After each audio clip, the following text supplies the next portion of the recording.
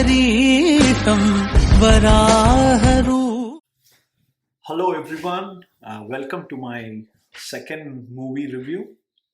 Today the movie we are going to review, it's called Kantara. It's a Kannada movie. It's again an Indian movie, and Kannada is a language which is in south of India. So Kantara means a forest, right? So this is a movie directed by someone called Rishab Shetty, and I came across some very good reviews about the movie and went to watch this movie in the theater. This is the first ever Kannada movie I chose to watch, and thank God I went and I chose to watch this movie on theater.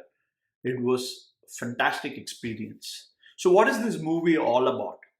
So the ages before, or under 200 years before, there is a king who is not very happy. He searches many places for happiness, and he finds a place which gives him immense happiness. Happiness in the sense spiritually being content and happy. And he finds some sort of a deity there, and he wants to take the deity to his palace, and he seeks the permission of the people there. And one of the persons, it looks like he's got the spirit on him, and informs him that he can take the deity, but he has to give the villagers a lot of the land to compensate for the deity.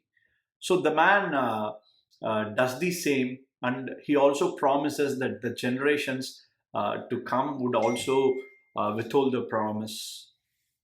And then like a couple of generations afterwards, one of the persons from king's family, he's interested in taking the land back. He doesn't believe in this deity, and for the deity they perform something called Bhutakola. I think that's the traditional Carnatic art form. And then during the art form, again the spirit comes on a person and it informs the man that you are not supposed to take the land, and the man refuses to believe, and the spirit says, if I'm really the god, this man on whom I have entered, he'll never come back. And the spirit enters the forest, and that man never comes back. And similarly, the spirit wants that the person who tries to take the land, his issues would be settled on the court steps, and just like that, that man mysteriously dies. So this is all of this, the first 15 minutes, all of this happens, and the tempo and the pace and the background music and the backdrop, everything is pretty amazing. And then many years go by. We have the hero, he is called Shiva. He is the son of the man who used to do this Bhutakola play, and on whom the spirit came. Shiva is more like a carefree person. He doesn't want to get into the steps of his father. He doesn't want to perform this Bhutakola art form. He's a carefree guy. He's loafing around. He's doing what do you call, like hunting, and we still have people from the king's family who still kind of exert some sort of control over the village. And we get into the life of Shiva. The movie starts with showing some sort of a championship called Kamala. Again, it's a traditional Karnataka bull chase race, kind of a traditional what do you call, sport form. So there, Shiva, he's portrayed as if he's about to be defeated, and he fights against the folks, and he wins. And soon we are introduced to the many characters in the movie, including Shiva and his friends, and also Shiva's cousin, who happens to perform this play because Shiva is refusing to perform. We're also shown some Kishore entering as the forest officer, and next 2 hours in the movie is like again, from how it started, next 2 hours is like run-of-the-mill kind of a movie. Meanwhile, something edgy starts happening, and Shiva's cousin gets killed, and Shiva is also pitted against the forest officer who's there, and he eventually goes to the jail. And Shiva also has a love interest, and there is some funny, romantic story that comes along. So all of a sudden, we all know that Shiva has been put in a jail.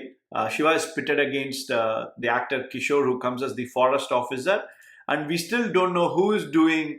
A lot of edgy things start happening because it looks like someone is trying to grab the land from the villagers again. Finally, what happens? The last 1.5 hours, not 1.5 hours, last 40 minutes, it's again just like how the first half an hour started. The last 30-40 minutes is again wild rage.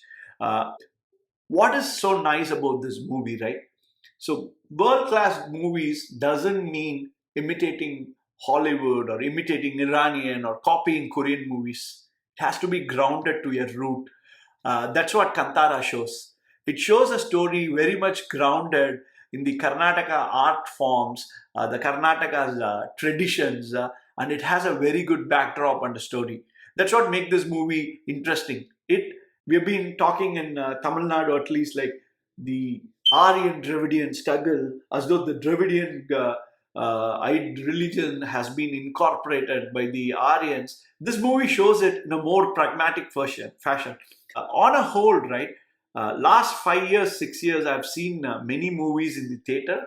The very art form that's shown here and the very rootedness, all of this elevates the movie experience. For anyone who is watching and who's thinking about watching a Kannada movie for a first time, I think Kantara is a great start. I earlier watched RRR, sorry, not RRR. I earlier watched KGF, but I wasn't too impressed. But I watched it on my home theater. I found it not extraordinary. But this movie, again, except the middle piece, which is little okay, but it is not boring. It is not dull like many other movies, but it could have been better. You should go and watch this movie for the brilliance in the first half and the last half. And all of the movie makers who want to make world-class movies, the world-class is making grounded movies specific to your local culture. And that's what Kantara proves again. And this is my first movie watching Rishab Shetty. His acting was extraordinary. And so are the acting of all the support casts, including Kishore and others. Fantastic movie to watch. Don't miss it. Thank you.